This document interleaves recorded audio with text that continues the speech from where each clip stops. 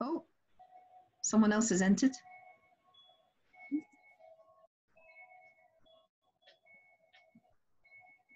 Hi, everybody. Welcome to the House Sit Hangout. Today is the 22nd of May, and we are still in lockdown in the UK. And we have people to talk about what it takes for house sitters, people interested in house sitting, during the lockdown. So, without further ado, I'll ask Janet to introduce herself. Can you see me now? I can see you now, yes. Right. Might be an idea for everybody to mute except the speaker, because there's a lot of background noise. Good idea. Good idea. Right. My name is Jeanette Gardner. I live in Scotland. I've always had animals all my life. Currently I've got a little Shih Tzu dog that's very old and rules the roost in my house. I was semi-retired from work, but I've had to go back to work because the state pension affected me by my age. I've got another 3 years before I get my state pension, so that'll let you know how old I am. And I've worked in people's houses. I've got a very background of types of work. I started off as a legal secretary for about 30 years, and then I changed and I registered with an agency where I went into people's houses and I cooked for them and looked after their property. If there were animals, I did look after the animals as well. And I've been various places all over England, and I've travelled a lot. I've travelled to all through Europe at different times. I'd like to go to Australia if possible. New Zealand, I have relatives in New Zealand. My nephew and and his wife and family are both doctors over in New Zealand. So there's a possibility I could go to New Zealand at some point. So really that's about me. At the moment, obviously with the virus, we're all staying at home as much as possible. Scotland's slightly different from England in as much as the rules are slightly different as regards lockdown, but we can go out at least twice for exercise, which I'm really trying to do, because otherwise I just sit at home, and there's only so many times you can clean the kitchen. I keep. I'm a widow, and as I say, I just live with my dog and me in the house, and I've got relatives that live nearby, but obviously we can't have any contact with them at the moment. I've got 2 sons and 3 grandchildren, and I don't mind. I don't mind really any house that I would consider. I can look after horses, I can look after dogs, chickens, ducks, anything really. And I would assume that anywhere that I would be placed, there would be an emergency contact. I had a situation where one of my friends, they were on holiday, and something happened to one of the ducks, and I had to take the duck to the vet and drive the car at the same time, which was quite interesting. And but we got there and we got the duck sorted. So I enjoy being with animals. I think they give you a tremendous amount. And obviously, if you're in someone's home, I would imagine it takes a wee bit getting used to. I don't want to take up too much time, Lammy. I'll stop now.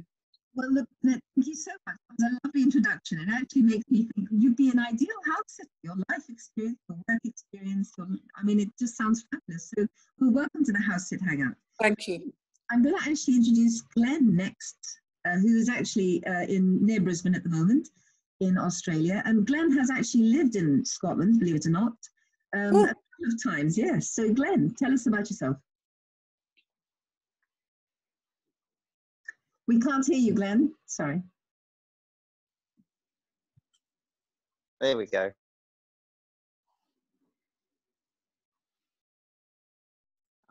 There we go. Now we're right. Can hear Hi, you now. everyone. Hi. Yeah, sorry about that. Yeah, well, I'm from Melbourne, Australia. I house sit with my wife, Jacqueline. We've been house sitting full time for over 4 years, and we house sit all over the world. We've retired, and we utilise house sitting as a way to see the world in a very affordable manner. We just love it, and we've done sits in Mexico, Europe, Southeast Asia, Australia, the UK, 100 different places in the UK. And yeah, we're sort of currently hunkered down in Queensland in Australia. There are travel restrictions within Australia between states here. All states bar 2 have got restrictions where you can't travel between states, so that's limiting people's movements. And we are currently just biding our time until things become a bit more clear, and we can get back out on the road and start sitting again. Fascinating. Well, thanks, Ken. That's really, really interesting. Mary, maybe you could tell us a little bit about your situation. Mary, can you hear us? Yep. I've just unmuted. I'm currently in North Oxfordshire, where I'm sheltering with a friend who's considered to be highly vulnerable.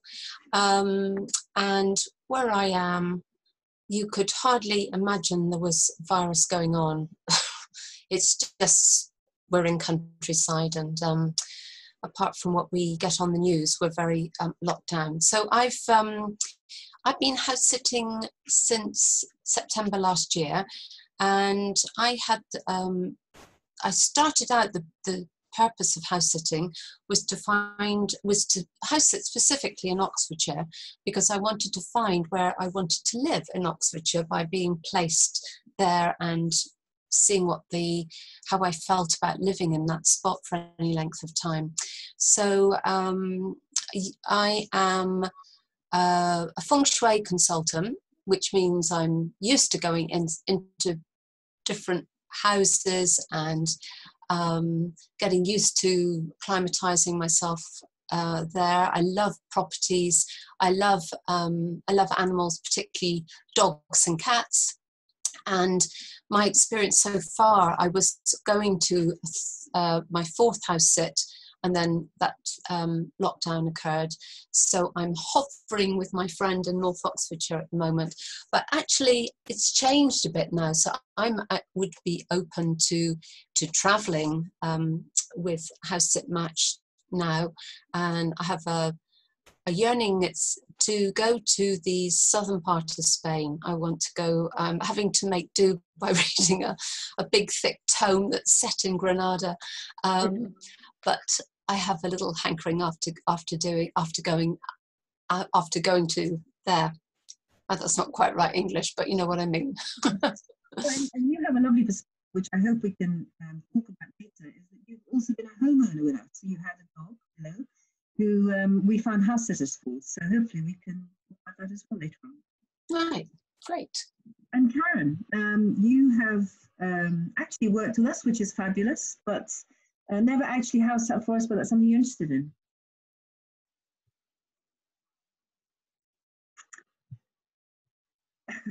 Just a few problems. Okay. Oh, we're working. That's all right. Sorry, my whole screen disappeared. Yes, I've done a little bit of, I'm a marketing freelancer.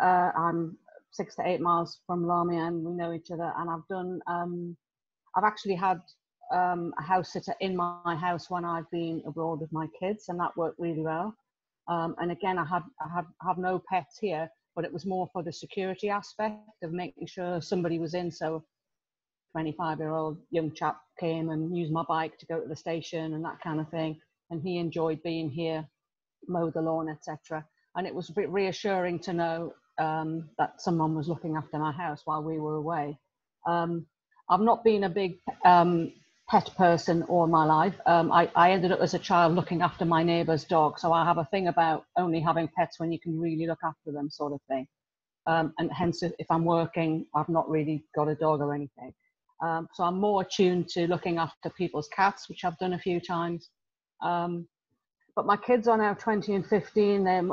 I'm single, and so sometimes when they go away, I'll have an opportunity for me to go away on my own or with them. So some of my questions today will be, if I could go. I'm hankering about going within the UK. I'm still a bit fragile about the lockdown and where to go. But I in the past, I've seen some house sits in the beautiful Welsh coastline. So that would be quite nice. And it would be nice to take the kids with me who are good kids, as opposed to kids who might wreck someone else's house or garden. So I'm looking for either going away on my own, and I'm concerned about the loneliness of that. And also, although I could work, because I can work from using digital applications, but also how it would work if we went with the kids and things. So that's kind of my background and what I'm looking for. And I think another thing is ensuring that everything's clean and sanitized, you know, so knowing that if I'm going into somewhere, it's been cleaned and, you know, gleaming clean, but sanitary clean sort of thing. So that's my worries, but I'm keen to try it out properly instead of just the odd thing for my friends. So that's me, really. Well, thank you, Karen. That's really, really great. PJ, you have a really unusual perspective in that you're a travel agent, and so you've been as affected as we have at House Sit Match. Oh, most definitely. In the early days, people were saying, well, how's your business? And my comment was, what business? Because there just wasn't anything shifting. I've still been incredibly busy because I had to cancel my clients' bookings for this year, and then either arrange their credit notes or their rebookings for next year. Some initially wanted later this year, and that seemed possible, but now it seems much more likely it's going to be for next year. I live on my own, and I have a dog who just turned 10. So potentially I would be looking for somebody to come in and take care of my dog, but he's a rescue dog, so it needs somebody who's really good with dogs, who's understanding, somebody he would take to, because he is one of those dogs who will suss you out. I mean, he will literally give you the real up and down, and then he will decide if he likes you or not. And if he likes you, you are in. If he doesn't like you, that's a whole new kettle of fish. And I need, obviously, to be careful, because I don't want anybody bitten. And he's perfectly capable of doing that. I'm looking potentially maybe two and a bit years down the line, because of Imarana's lifespan is generally around 12. And I suspect that my working life might well come to a natural end round about the same time. So then I would be looking to actually do sits myself rather than have people coming in here. So that's one of the reasons why I'm here. Today? Say again? I think Harry might make an appearance to show himself. Harry at the moment is curled up right down by the side here.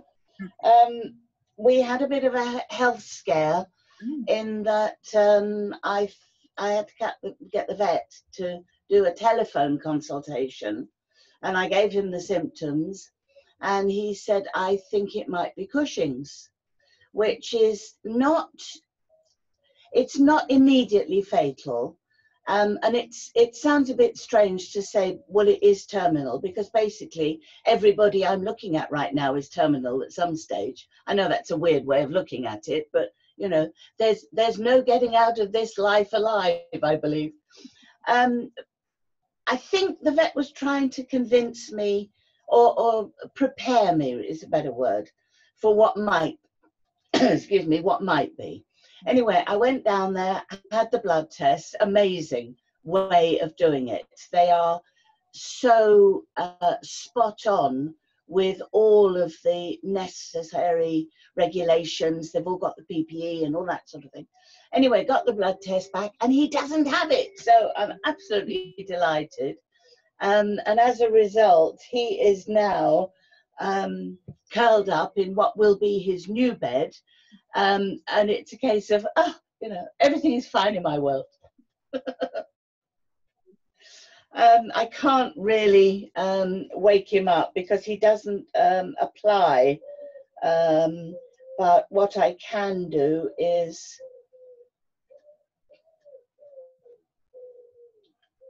maybe that's the better one. That is Harry when he's having one of his "I want to be left alone" moments. which of course is absolutely wonderful in these COVID days. That's what everybody should be doing. Yeah, that's me. Lovely. So my name's Lamia. I run house sitting platform, and we are going through COVID like everyone else. I live in Buckinghamshire, as I mentioned earlier, and in England the rules are that you lockdown is easing slightly. The government is trying to liberate people slowly, in the sense that we can now visit one other household, one person at a time. They're talking about people being able to travel within our country on the 1st of July. So they're maybe thinking about opening up some of the leisure facilities on the 1st of July. I think it's a bit optimistic, but who knows, it may well happen. So maybe we're looking at domestic holidays later in the summer, early autumn. I mean, that's the optimistic view. We've certainly had a couple of homeowners contact us to say, well, do you think it'd be likely if I could find somebody to come, you know, in September, October, and so on. So I think people are beginning to think about the end of the year. People have been reticent to book holidays just because they don't know if they'll get the money back if planes are cancelled. That's a big thing. And they don't know which airlines will still be in business. I think that's another big thing. Big airlines like Virgin are sort of complaining. But anyway, so we are here. We are talking to people. We're encouraging people to talk to each other just to keep the thing going. And we're encouraging house sitters to build their profiles, refresh photographs, and the same with homeowners. So now at this time, some of you have had house sitting experience, some of you haven't. I know that we've got some very experienced house sitters with us. So Glenn, you've got a lot of experience. Do you have a sense, Glenn, of what might happen between Australia and New Zealand? I know they've been quite public about strict quarantine rules and now easing them between the two countries. What's the news on the ground from Australia and New Zealand in terms of potential travel between the two countries, or even within the different regions?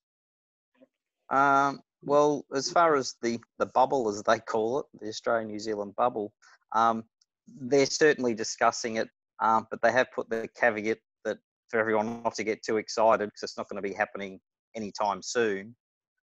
We've had this discussion with a few of our house-sitting friends and Australians about when we think those doors will open as far as travel between the two countries. And they're wildly varied. You know, the optimistic ones sort of saying maybe August, whereas other people are saying December. I think, I personally think it's probably not going to be till September, October at the earliest.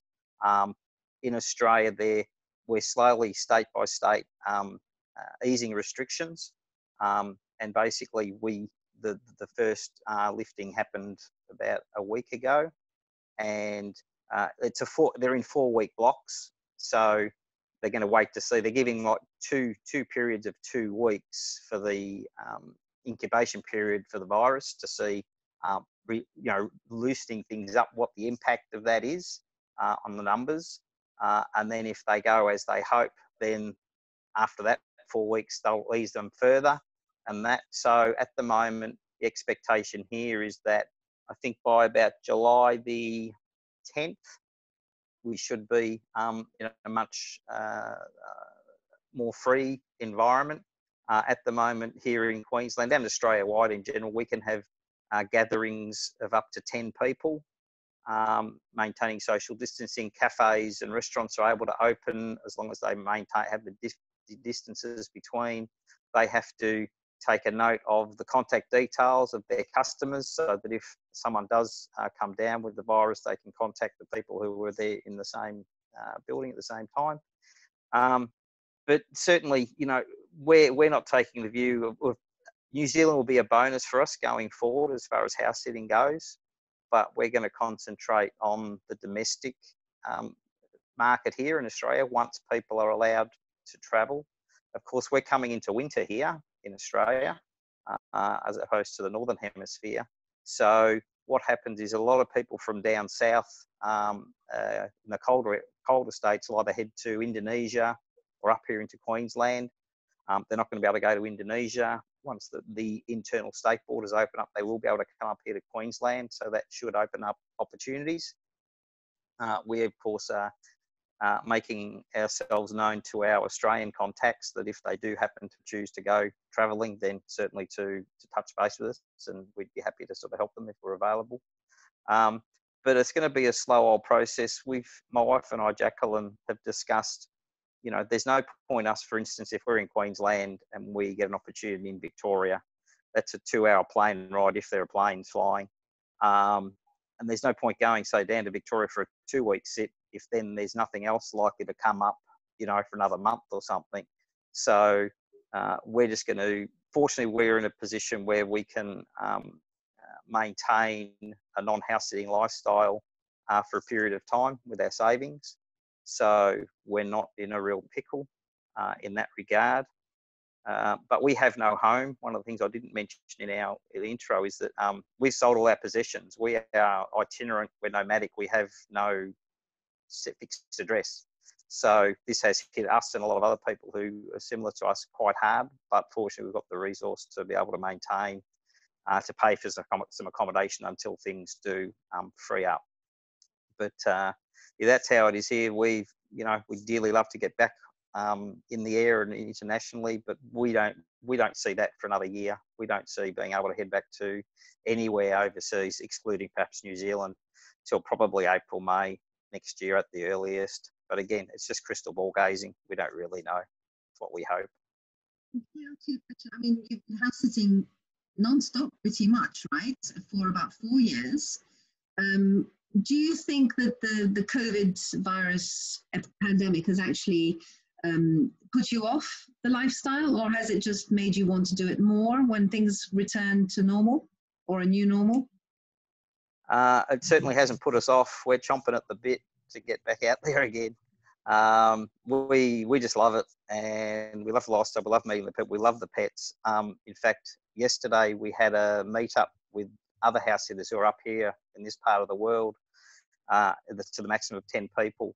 And every time people were walking past with dogs, we're all sort of looking at them and, you know, salivating. And in fact, one gentleman stopped with his dog, and the dog was very, could obviously sense that we were pet lovers, and he came over, and this dog got so much love from these 10 different people with us. It was fantastic. But no, we certainly are not put off at all by this at all. I think it will reduce the number of opportunities for a period of time will be less, and some people, I think, will make that determination and say, well, this isn't really for us. We can't cope with the uncertainty. But being a full-time sitter, uncertainty is part of your day-to-day life. So for us, we've adjusted to that. We're quite comfortable with it. So for us, this is just not a normal blip, but it's just one of those blips that happen when you're a full-time sitter, and things don't always go to plan. The delay this time is a bit longer than our normal delays between sits, but you know, c'est la vie. It sounds like you've always had a backup plan one way or the other. This is just kind of an extended backup plan. Yeah, absolutely. Yeah, just an extended backup plan.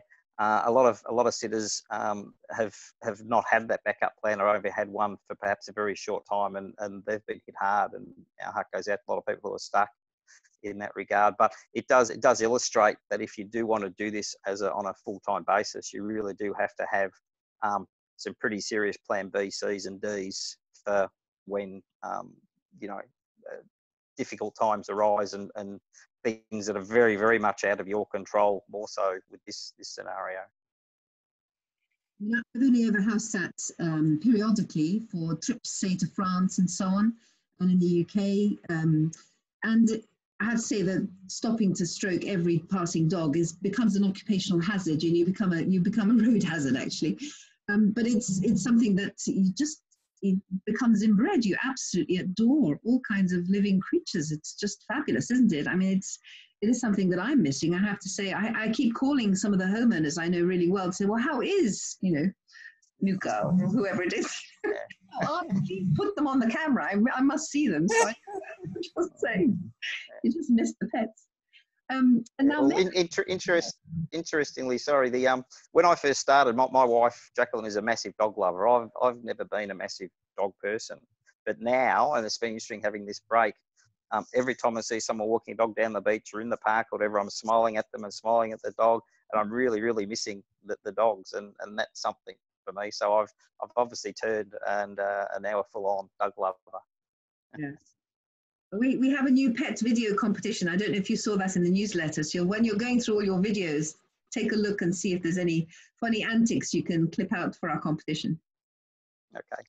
Okay, Mary. So now you've started full-time house sitting a few months ago, and obviously your plan is kicked in, which is thank goodness for a plan B.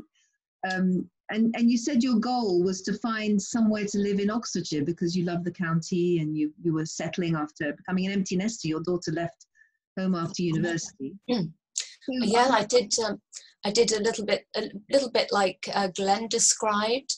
I had this plan to travel through house sitting in Oxfordshire. It doesn't sound very adventurous, does it? But it's been lovely. So I sold up everything too, because I figured that the cost of storing it, I was giving myself a year to explore, so it just was not worth it. And also, as a feng shui person, I'm sort of used to letting things move through, and that different environments need different furniture. And so anyway, I talked myself into selling up. Like Glenn, I've inadvertently created my plan B with my dear friend here. So I always have this stopping off point in North Oxfordshire, and that's where I am. So I can be quite flexible, and like Karen, I also can work remotely, so it doesn't matter where I am. So I'm looking forward to doing some more. I see it really being, yes, as you've described in this, happening in this country. I'm interested in the Oxfordshire area, but actually anywhere around here. I'm open to. I think I have this, as Karen described earlier, a little tiny concern about what state I'm going to put the homeowners place in. Don't get me wrong, my experience of house sitting, I've stepped into spotless homesteads, and in each case I've had a cleaner come every week and a gardener who I've had to supervise, but now it's more from the from that extra